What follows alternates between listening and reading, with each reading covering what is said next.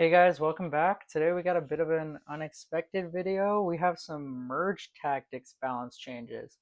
I'm glad Supercell is wasting their time balancing the side game mode instead of, fixing some of the normal gameplay stuff. But regardless, here we go for those of you that play merge tactics.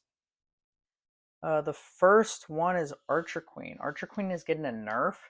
Its range is going from 5 tiles to 4 tiles, so 20% nerf on the range. And then it's not going to be invisible as long. So it's going from 3 seconds to 2.5 seconds, which is a 17% nerf. It's saying here that it's dealing steady damage to multiple targets with low risk, keeping the core strength, which is good, but want more risk when using her. Okay, I mean, that makes sense. Archer Queen is pretty strong for the time that I played Merge Tactics, but all right, let's move on. Next, we got P.E.K.K.A. P.E.K.K.A is going to nerf. It's going to damage nerf from 385 damage to 360. So it's a really strong frontliner and pretty much the best single target burst damage troop. So they're saying it was a bit too strong. Wanted to do a little less damage, see what it does, especially for 3 elixir. Yeah. Knight is also getting a nerf. Let's see. It is the cheapest tank to elixir, and he doesn't need much damage, so they're just reducing the attack speed so that it doesn't get too much value as a 2 elixir card. So hit speed's going from 1.43 seconds to 1.66 seconds, 14% nerf. And then we actually have a modifier nerf as well. Ouch. So the damage reflection from 50% to 40%, 20% nerf. They're saying this modifier is a bit too strong, especially for the ranged troops. Kind of defeats them all in one go sometimes. So they don't want it to be as punishing because not everyone gets the same modifiers for every single match. Makes sense to me. Onto the buffs. Spear Goblins getting a nerf in normal Clash Royale, getting the buff in Merge Tactics.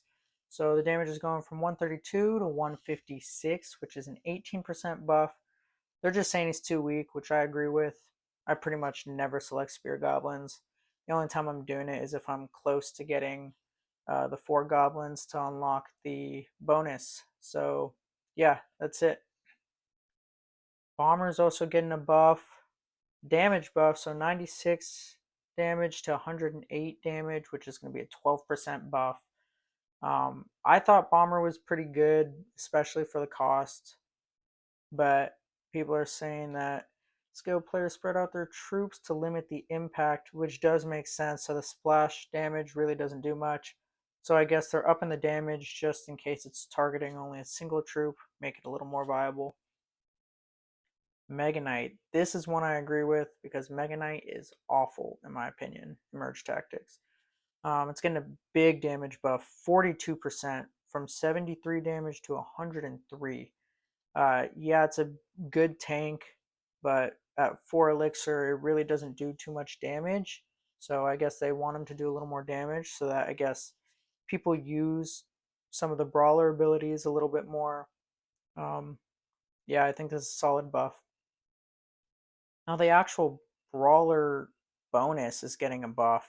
So if you have 2 out of 4 of your troops with a brawler ability, the hit points are going from 30% boost to 40% boost. And if you have 4 out of 4, then the bonus is going from 60% to 80%, which is huge. Uh, it's just saying brawlers aren't tanky right now, so they're getting a big hit point increase, which I agree with. When I played, pretty much never used brawler. I just don't think the bonuses were ever enough or ever enticing enough for me to use it over some other bonuses. The undead bonus is also getting a damage buff. So it's going from 20% to 30%.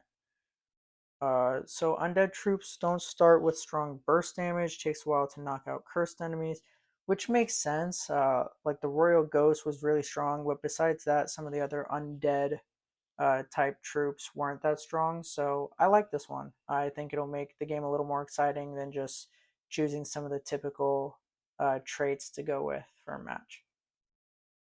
the less is more modifier is getting a buff. So the bonus is going from 20% to 25%, saying it's not rewarding enough of a modifier, which makes sense because it's really just an early game modifier. And even in early game, it was trash. So this is a great one, especially when these modifiers are random per match.